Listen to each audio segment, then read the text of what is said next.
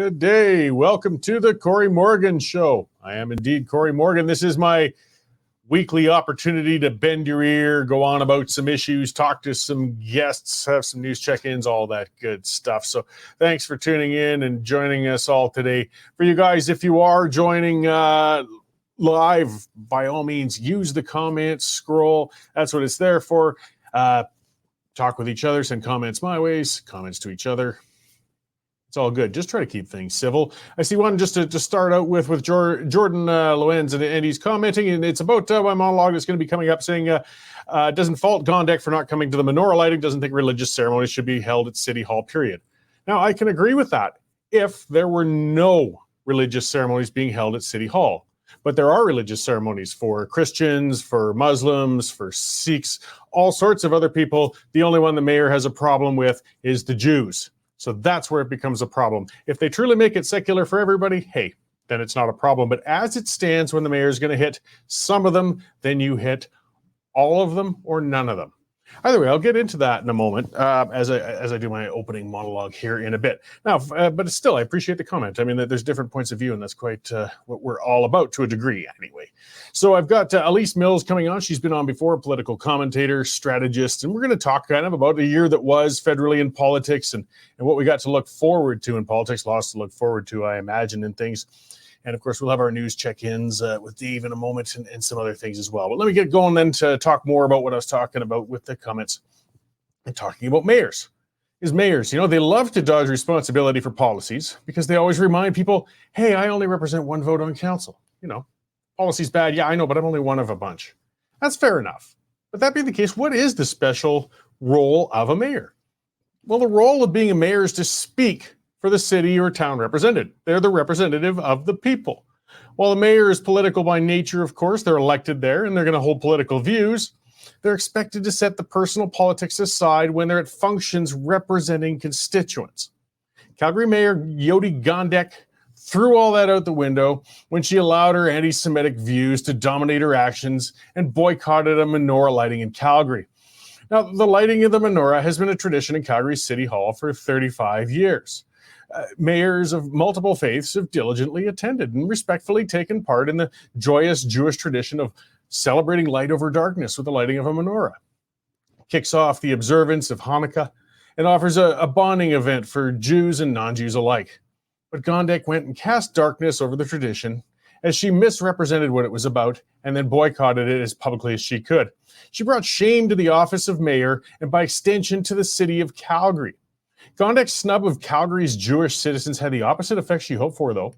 The event enjoyed record attendance as the City Hall atrium was packed and overflowed into the hallways of the building. The only complaint I have of the event, I went there myself, was how the uncomfortable heat was generated with a room jammed with so many people.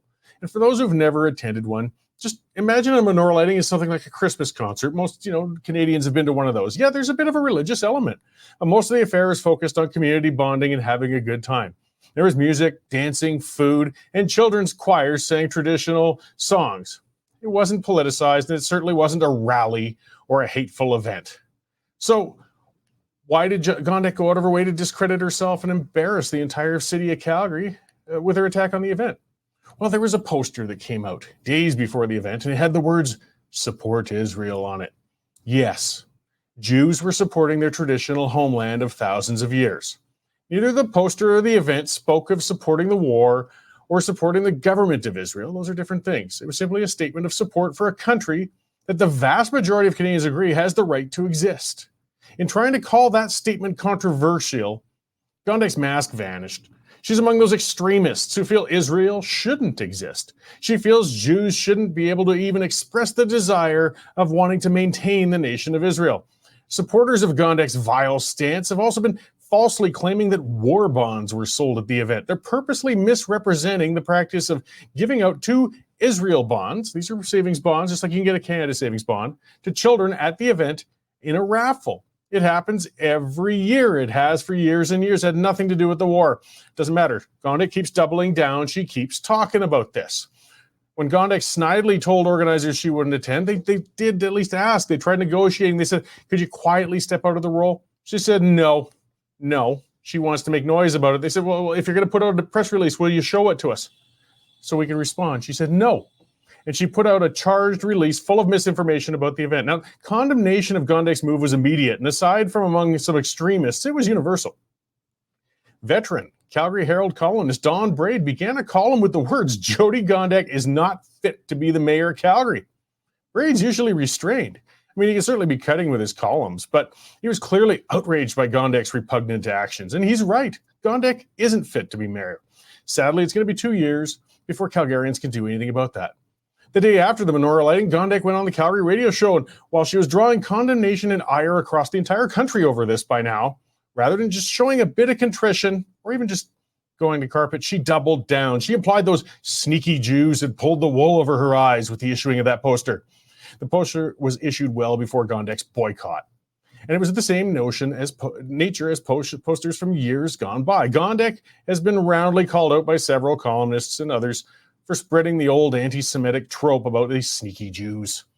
She remains defiant, though, and unapologetic, despite having offended Calgary's entire Jewish community and, of course, many people outside of the community during what are very challenging times. All Gondek would have had to have done is show up, smile, say some nice words, and move on.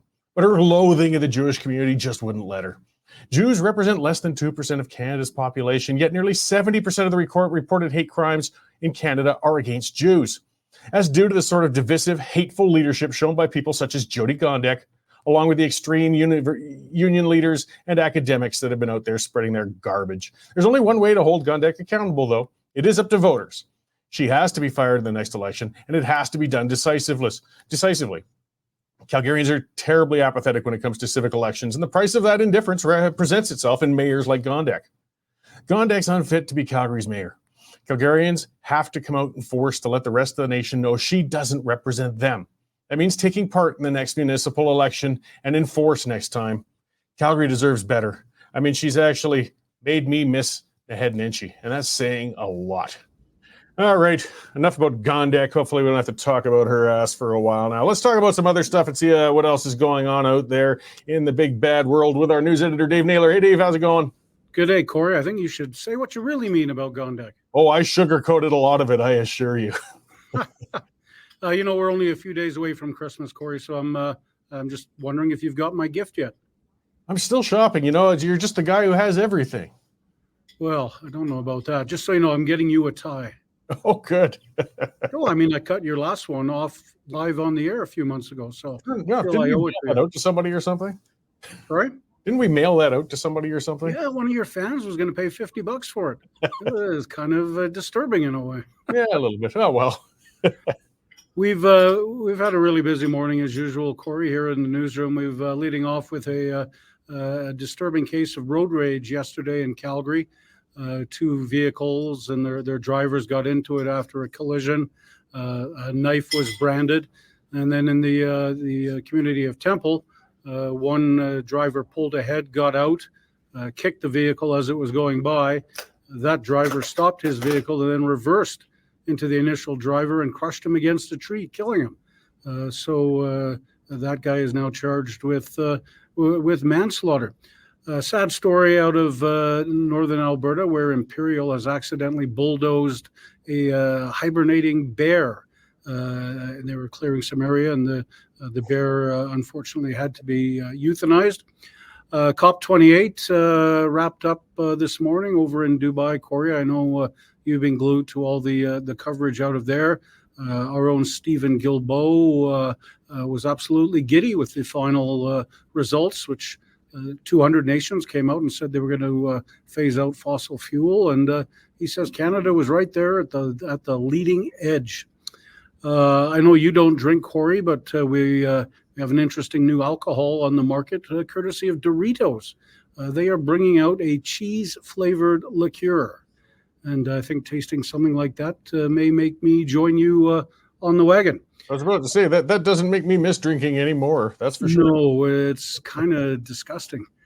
Our columnist Dave Makachuk is saying that the Blue Jays probably dodged a bullet by not getting wonder baseball player Ohtani to sign. In fact, he went to the Dodgers for $1 billion Canadian to play baseball. But Makachuk's a Tigers fan, so we'll take what he says with a grain of salt. Our opinion editor, Nigel, has got another edition of his Nigel Notebook, leading off with some liberals, some fairly high-profile liberals, including former cabinet minister Marco Mendicino.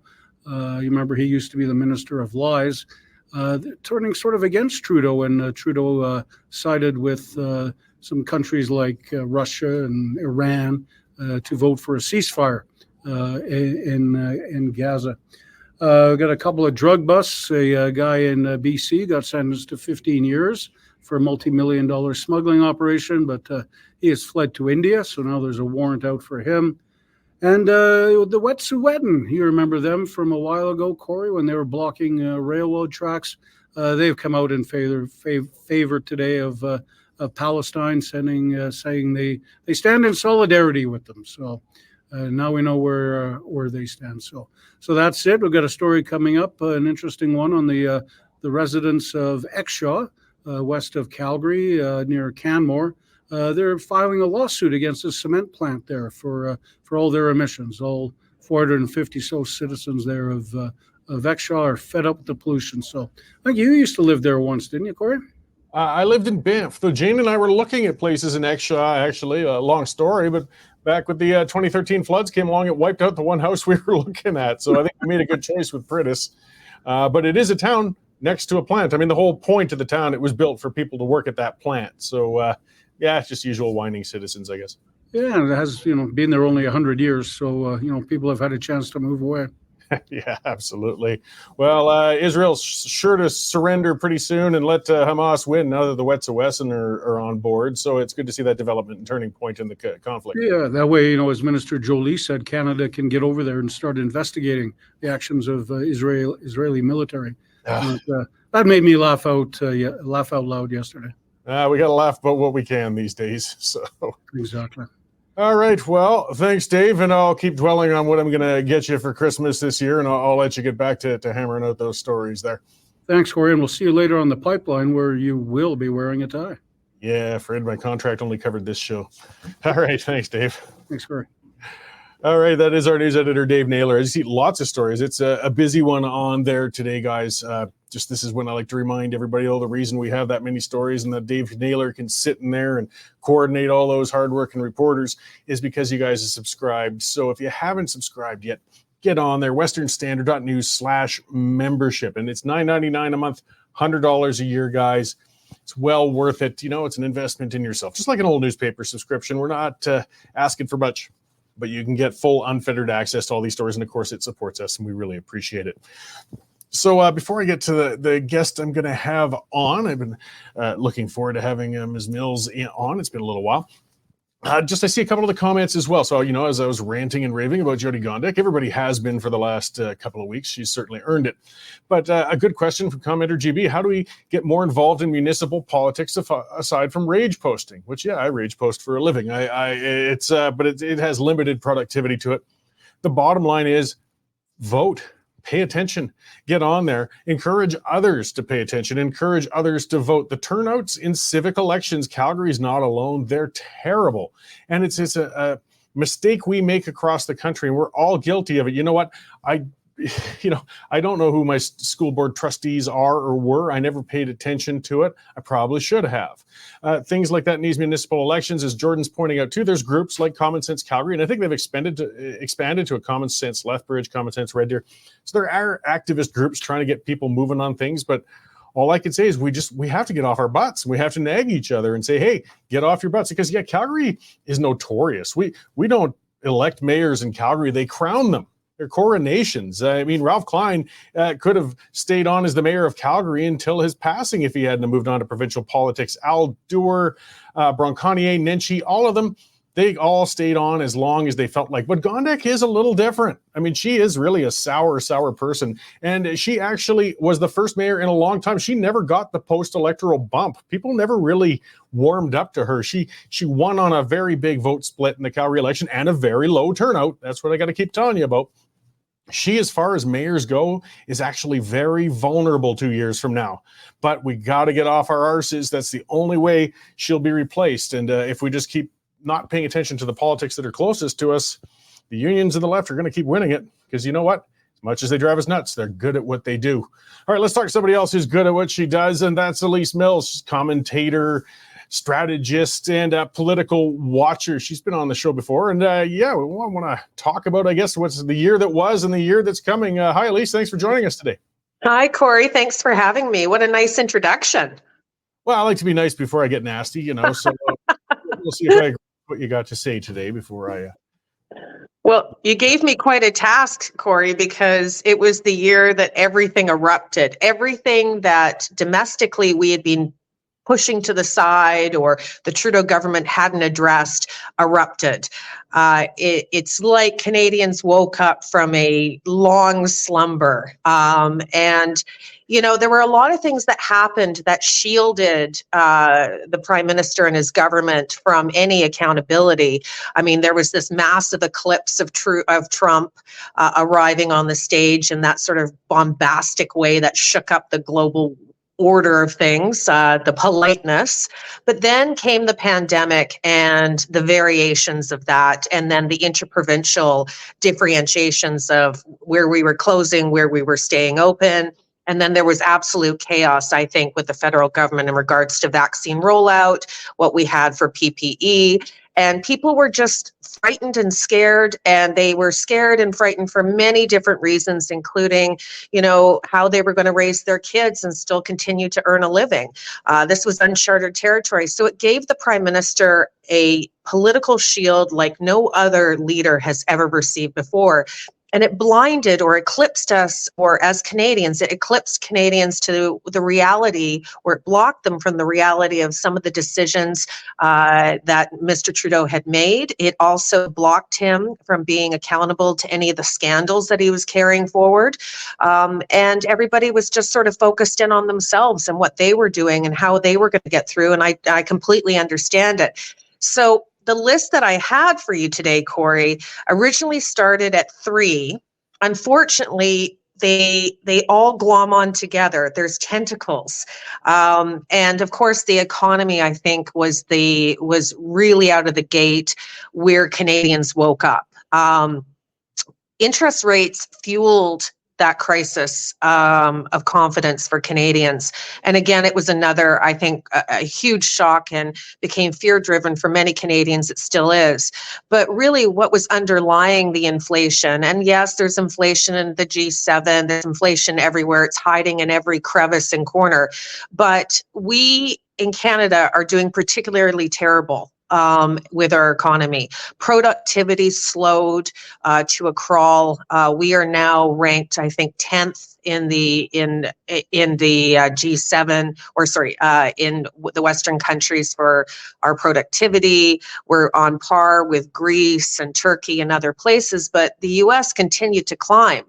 The problem when you have a slow productivity, you're going to see GDP per capita come to a grinding halt. And a large part of getting GDP going and productivity going is foreign investment. And that gets us to number 2, the federal government's regulatory environment. It is a swamp, and I don't mean that in the Trump way. It is discombobulated, it's opaque. Foreign investors are hesitant to get involved with it. It's been proven to them that it's difficult to get the job done in Canada, specifically in telecommunications, banking, oil and gas, even clean tech, fintech, and other technologies, as maybe Google and some of the other groups have realized. It's a bit predatory out there, and this government sees these industrial-based industries or commercial industries as money grabs. And there's always the shifting pillars around the policy. What was good on a Friday may not be great, or the same thing on a Tuesday. And that really has affected foreign investors' confidence. And there's a sentiment out there that Canada can't be trusted to follow through on its swing. So that's the main chunk of my first point, Corey. And I'm sure, and I read your tweets all the time, every day. I look for them, and I know that you've spoken about this. It's asinine what's going on here. Well, yeah, I mean, things really seemed to turn around. It was around June, July. I mean, things were kind of static for years. There was a minority government, but the opposition wasn't making gains. The government wasn't dropping. But something happened in June. We saw a divergence and the Conservatives rising and the Liberal support collapsing. I think a lot of it, I mean, you've hit the root of it. It's the economy. People before, when they thought it could be affordable, hey, saving the climate is great and virtue signaling that way is fantastic. But when suddenly you can't make the rent, when you can't pay for the groceries, when you realize that you're in some serious economic trouble, nothing else matters anymore. They want somebody serious, not a professional virtue signaler like Justin Trudeau. Well, exactly. And I think that, the chickens all came home to roost. I think, unlike you and me, who are watching what's happening every single minute of every single day, Canadians are busy raising families, getting to work. I know what those days were like having small children. I was a single mom for many, many, many years. And you're just hustling from, I think I did business in my car more than I ever did in my office, actually. And it's stressful. It's stressful to be a Canadian, and the opportunities at the C-suite and above are just not there in this country. And that can be directly correlated back to a lack of foreign investment. I mean, on the West Coast where I am today, you're not going to see any head offices, and we celebrate things like Amazon, centers where packaging comes in. I mean, that shouldn't be what we call a tech investment. It's just ridiculous. But I am really concerned about productivity, because productivity leads to that GDP, leads to the foreign investment, and leads to good paying jobs. And everybody's talking about how there's all these jobs. Let's take a look at what these jobs really are. A lot of them are gig jobs, part-time jobs. There's lots of jobs with the government, but you want to be looking at where the economy is growing, and it's just not growing. It's actually shrinking back. And we haven't seen this. It became particularly bad roughly a few years ago. But again, Canadians weren't watching. And anytime someone like me brought it up, everyone said, shut up, it's about the pandemic and let's just keep spending. This gets me in when we talk about spending. I think the next top story, and I'd like to shed a lot of light on this, is national defense. This 3 months ago, the Prime Minister announced that he'd be cutting $1 billion from national defense, $1 billion that he had committed to. This is separate to the discussion with world leaders. Specifically, it was something that former President Trump brought up, which was making Canada increase its spend in military to 2% of the GDP. Well, that's difficult when Canada's GDP is dropping like a stone. But this is down to the basic necessities, what I call the bricks and mortar, the infrastructure, what keeps our soldiers and military men and women safe. And what really concerns me about this is that there hasn't been an overarching military strategy that's the equivalent of where the US, France, Germany, the UK, and surprisingly, places like, Holland and Sweden, who surprisingly are leaders in military AI and new technologies. So we are not looking forward like our allies, and we're not coming anywhere close in being a good ally and partner to the United States. And as you know, world order has changed, and it's going to get a lot scarier out there. And Canada is just not in a position. And I'm very concerned about the men and women of our military. And it's absolutely frightening to see what's going on. So that, to me, for me personally, was a big story that didn't get enough attention. And I understand why Canadians are having a hard time balancing that grocery bill and, putting fuel in the car, especially if you're in British Columbia, where you have 3 fuel taxes, 2 carbon and 1 fuel tax. So I understand that these issues may not be top of mind, but they should be. Foreign policy, I think, will play a big part in the upcoming election as it relates to, are we prepared as a country? Well, and getting on to all of that, I mean, I predicted, actually, I thought Trudeau was going to pack it in by the end of the year. I was wrong. He's hanging in there. He's as stubborn as ever. So, I mean, kind of getting to the second half, I mean, I know there's only so much we can cover in 15 minutes, but I noticed they've actually seen the first little bump in the polls. That was from David Coletto just today, the first time they've shown a little life in months. You can't rule those Liberals out. I wish we could, but you can't. They manage to make some amazing comebacks sometimes. What have we got to look forward to in the coming year? I mean, from the economic and the political point of view. Well, I think, much like cats, Liberals have 9 lives. And what Conservatives need to understand is, and this may not be, what they want to hear, but they come in to do cleanup on aisle 6 when the country has gone pear-shaped and the money is being squandered and people are scared and unsure. Conservative governments come in, and they come in more frequently than they did, say, 20, 30 years ago. I think we should. I saw those polls today, Corey. I don't buy it, because what's brewing on the front benches of the Liberals today is a division in the caucus over the UN vote. And I think that's probably the beginning of a larger fissure. I think there's lots of frustration on those Liberal benches. I think there's blue Liberals over there that we might consider to be what we used to call progressive Conservatives, that have watched some terrible fiscal and monetary policy, or lack thereof, float by. There's the scandals around the Green Slush Fund. We're watching those committee hearings over the last week. What's come out of that is appalling. There's still many, many scandals with the Trudeau government in regards to foreign interference. And, there's many great reporters with the Western Standard and Sam Cooper, who have done an incredible job on this. And we wouldn't know half of it, but it's very obvious that Trudeau is up to his neck in a lot of this. And I think, you look at an Anthony Housefather, or you look at Medicino, or any of those guys, they're very vocal today, and they're none too pleased. No, and Cooper has done a fantastic job. I mean, he really digs in there. And he's done such a good job before, and then he kind of got, unsurprisingly, I guess, punted from his role in legacy media, but he's just carried on and resurfaced. I can't strongly suggest enough to people to get out and seek his things out. He's very good. I think viewers of your show need to investigate as to why he was punted from his job. I think that pretty much tells the foreign interference story that really rooted itself and grew over the last 25 to 30 years in Vancouver. Vancouver's ground zero for why this country looks the way it does, and why Canadians are house poor, why Canadians are homeless, why middle-class Canadians are sleeping in their car. And this, to me, is a horror show. And quite frankly, I don't understand how we're not having, committee hearings or any hearings in regards to the responsibility here. If this was the United States, you think you'd get away with this? No way.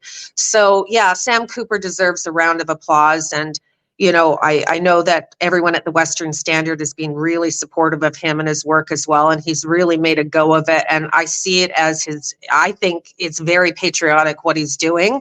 And I think we should all give him a pat on the back, because it's a hard, it's a hard road there. You know that, Corey.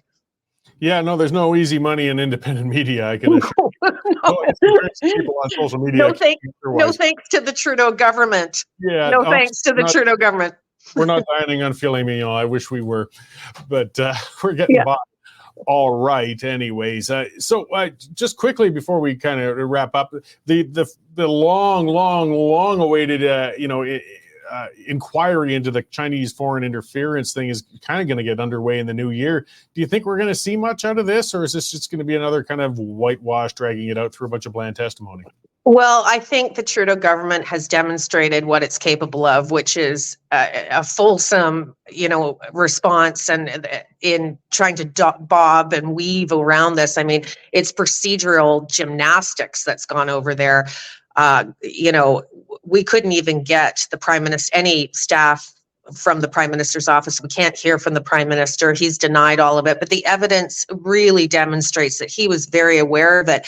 He was informed that this was taking place. Now, foreign interference, we just should highlight what I referred to in the housing market in British Columbia and in our politics in BC. We were warned about it here much, much earlier than that, as of 2009. And the national media said, no, it's Russia. And poor Richard Fadden, the former director of CISA, said, no, it's actually China. And so BC, what happened here is a virus that has spread, which is no longer just a Chinese problem. It's a Russian problem. It's manifested. But foreign interference and money laundering are connected not just to our democracy, but our financial freedoms, our personal freedoms, our ability to own a home. It's all in there. And that's why I'm saying there's so many tentacles, as Sam Cooper's done a brilliant job sort of slicing it out and saying, hey, this happened so that this could happen. And the political interference is not just to mess with our democracy, it is to mess with our economy. And it's made Canadians poor. It's put us at a huge disadvantage in our freedoms and our economic freedoms. Absolutely. Well, thanks to Sam's work, and hopefully with the inquiry, we get some more information and resolution and start to block some of these holes, because it's a giant spider web. We'll have to come on and talk about that just all by itself. It has to be an RCMP investigation, like fulsome, in a way that you've seen what the FBI and CIA have done in regards to India and the States. I mean, our responses are not comparable to what the UK and the United States does. So I just want to say that, because I'm incredibly disappointed by the country. Oh, definitely. It's a much bigger deal than has been given credit, unfortunately, for political. Yeah, it is. Hopefully that changes. But boy, the time went fast, and I appreciate the check-in. I know there was a lot to cover, but I think we covered quite a bit in there. Where can people find out more about what you're up to, Alise, and see your commentary out there? You can follow me at Millsy Alise on Twitter. And it's IE at the end of Millsy. You can find me on LinkedIn. I have an open profile there. And hopefully you'll find me back here standing across from Corey Morgan relatively soon. We'll have you on again soon. It's always all right. Have you in. Thanks, Alise, and we'll talk again soon. Thank you, Corey. Take care. So yes, that is Alise Mills, and yes, she's prolific online. You can see her commentary and stuff everywhere. Shamefully, she was with the CBC for a while, but we won't hold that against her. It was a better institution at a different time. So yeah, lots going on federally, and again, 15 minutes, just not enough to cover it, but at least to kind of get in a nutshell what's been going on this year, and the amount of things that are building, and that's what's going on, is they're building. And we'll see what blows up in the new year. I see a couple other commenters coming in. Shaunavism, and it says Vision from Atlantic, Canada. I like it when I see people on the other coast. I like seeing people local, like Gordon from Brooks as well, checking in, and Angela in Alaska. It just reminds me, we're talking to a whole lot of people here, getting a whole lot of views. I'm going to speak to something a little more local, but it talks to a broader issue. This is something that just disturbing. And I'm seeing in the news. It's on the Western Standard site, but it's on other news sites as well and everything. So a man, and I'm going to say a man named Laverne Waskahat is a repeat pervert baby raper. Literal. This person has been convicted of creating child porn with infants, not even just children. I mean, it's horrible. Anybody under 18. We're talking under 3 years old. And this man now identifies as a she. I don't care. This is just more crap and politically correct subterfuge when we've been warned that this person's been released and they feel this person's going to re-offend this man. And this man was also released in 2019 and reoffended and got put back in jail, and released in 2020 and reoffended and got put back in jail. Watch for this man. And you know why I get so upset? It isn't just the trans thing and so on. It's that this is somebody we need to watch out for. This is a dangerous person. This is somebody you don't want near you, and most definitely not near your children. So we want as close to an accurate description of this pervert as possible. And this pervert is a man. I don't care if he identifies as a she. I noticed in a global news story about this pervert that it refers to itself as a them. It's a man, and a dangerous one. The other thing they won't talk about, the police don't talk about with their release, but as you can see from the picture, it is a man of First Nations origin. I'm not saying that every First Nations person is a pervert, not by any means, but it's another descriptor that is important when you're watching out for somebody. It's not saying watch out for every First Nations person, but it helps you when looking out and watching out and making sure this pervert doesn't get near your kids. Unfortunately, he's going to do it again. The ones like this always do. I don't know who the poor victim or victims are going to be, but this is where the political correct, the woke, the crazed garbage, this gender identity crap crosses a different line. It's not a matter of novel. It's not a matter of just some student saying, I'm a she this week, I'm a he next week, I'm a they, them the week after that. No, this is news media and police forces giving a clear man a different gender identity. What if you're only hearing about this person on the radio? You think it's somebody named Laverne who identifies as a she, and you'll be on the lookout for a woman. It's not. It's a man. I'm sick of this. I'm sick of it. Not when it gets to the point now of dangerous, of putting children at risk. Identify however you please.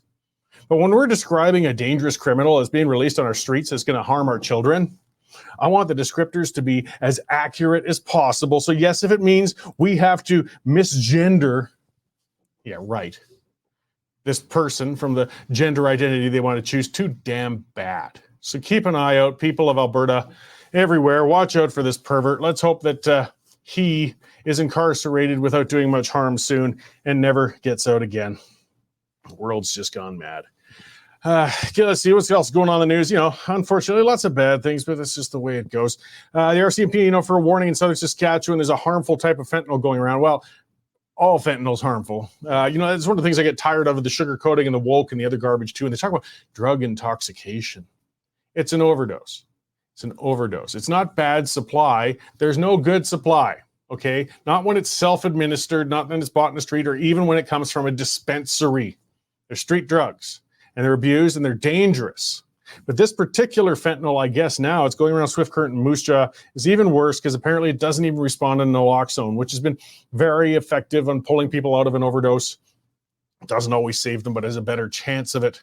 And just a heads up, guys, this is going around now. Again, this kind of puts a bit of lie, too, to the safe supply, the enablist crowd and those people and such that, you're playing whack-a-mole here, guys. You aren't going to win. You can have your dispensaries. You can give out drugs. All you're doing is creating more addicts. And the addicts, and I know, Dave mentioned earlier, I don't drink. There's a reason. It's because I'm an alcoholic.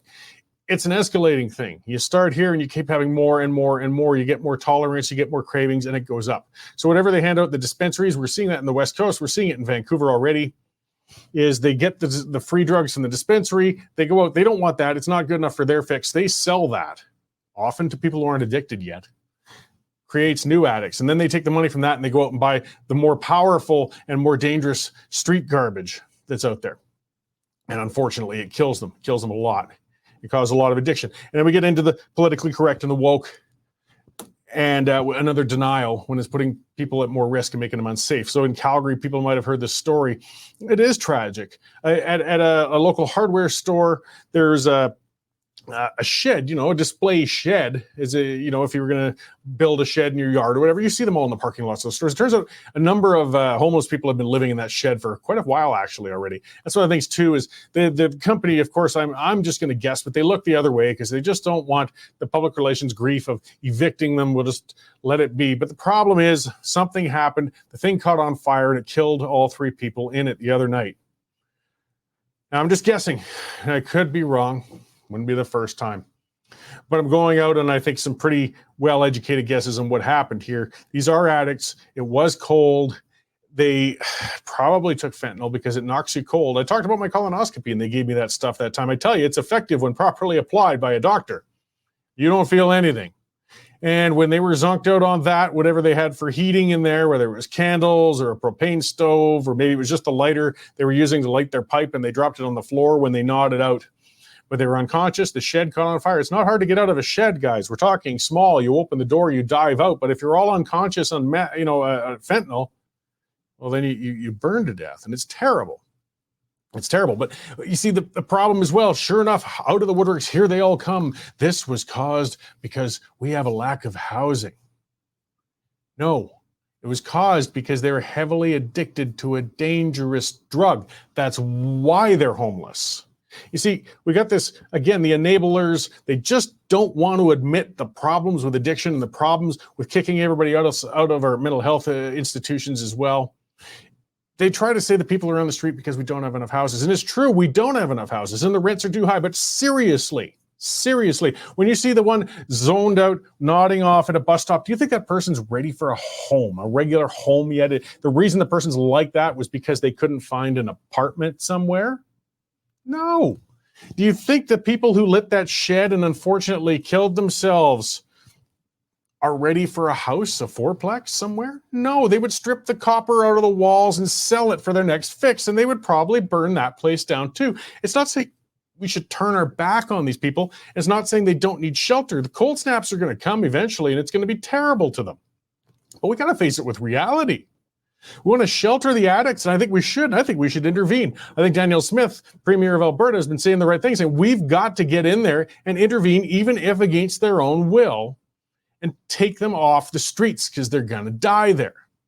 And I understand that forced intervention doesn't have a big success rate with drug treatment, but you know what? Leaving them on the streets has a death sentence.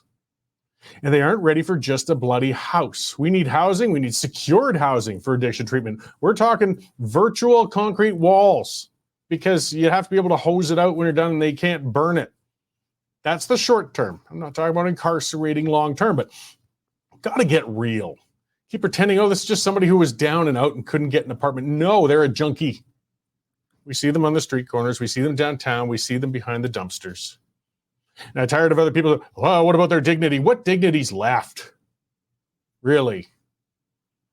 And they really are. You know, people say, you should be nicer about this. This is somebody's daughter. This is somebody's cousin, somebody's brother. Absolutely, they are. And I do worry about that. And I do feel for those families.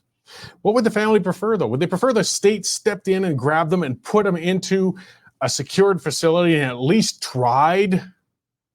Or would you rather that family's daughter still sexually service guys to make enough money for the next fix?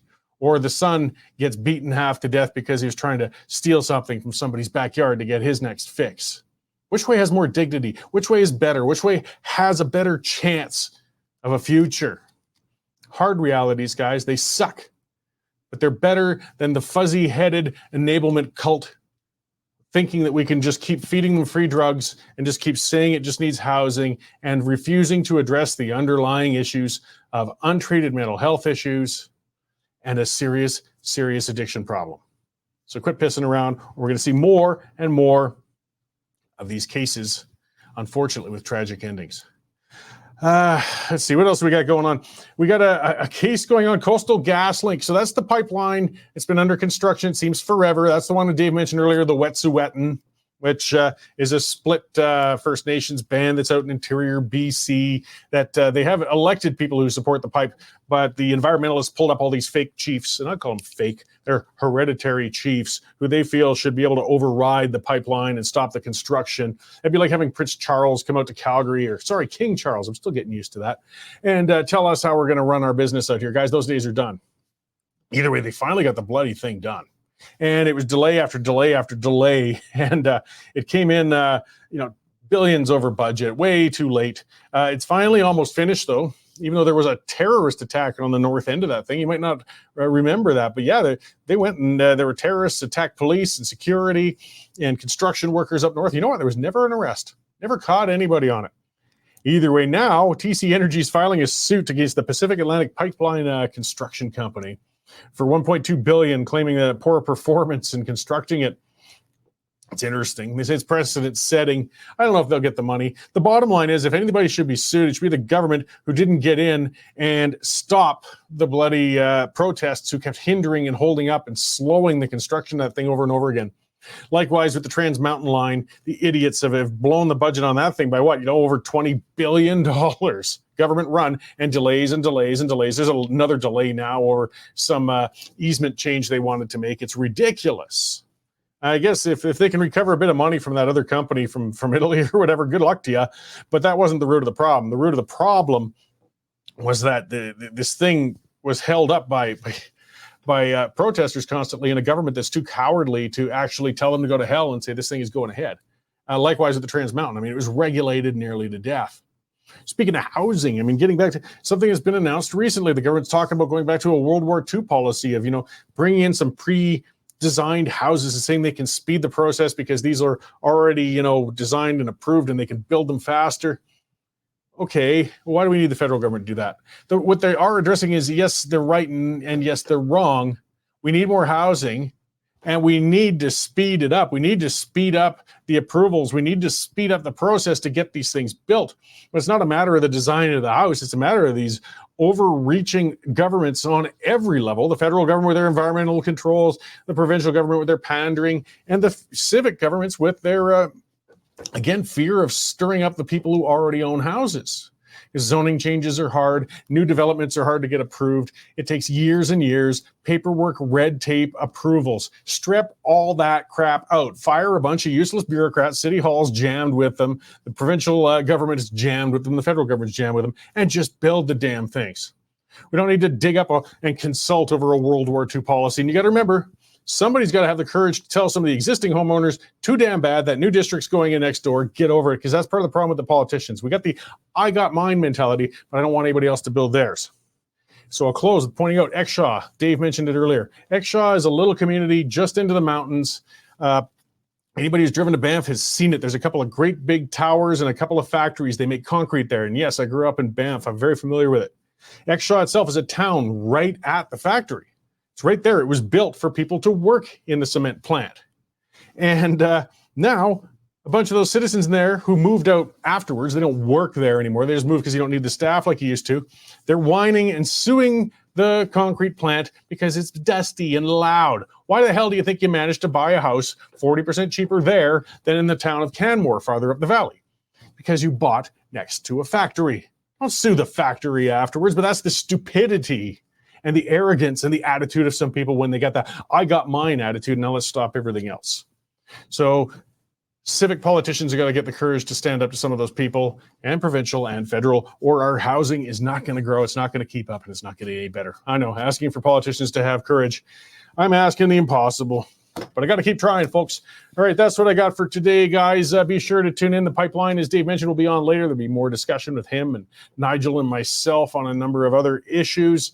And watch for all the rest of this stuff on the westernstandard.news, guys. It's constantly breaking stuff out there. It's important, and we are covering it for you. So thank you all for tuning in today. Share the links with other people so we can keep building this audience. And I will see you all next week at this time. I got an extra special guest on. I'll announce that later. Have a good day.